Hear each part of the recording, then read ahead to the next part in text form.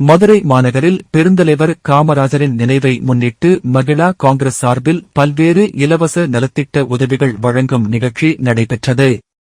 மாநில பொதுச் செயலாளர் எஸ்.பி. முருகன், எஸ்.பி. வரதராஜன், மணிமாறன் உள்ளிட்டோர் ஆதரவுடன் மாவட்ட தலைவர் நல்லமணி அவர்களின் வழிகாட்டுதலின்படி நடைபெற்ற நிகழ்ச்சியில் மதுரை தல்லாகுளம் 31வது வார்டில் பால்வாடி மாணவிகளுக்கு வாட்டர் கேன், டிபன் பாக்ஸ் உள்ளிட்ட கல்வி உபகரணங்கள் வழங்கப்பட்டன.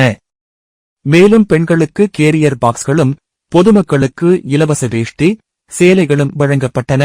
மாமன்ற உறுப்பினர் தல்லாகுளம் முருகன் முன்னிலையில் கமலா மதுரை வீரன் தலைமையிலும், மாநில பொதுக்குழு உறுப்பினர் வீரவாஞ்சிநாதன் சிறப்பு அழைப்பாளராகவும் கலந்து கொண்டனர்.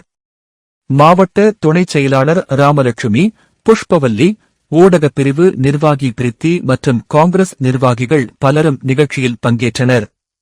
மகிழா காங்கிரஸ் சார்பில் சுமார் 100 பேருக்கு இலவச நலத்திட்ட உதவிகள் வழங்கப்பட்டன.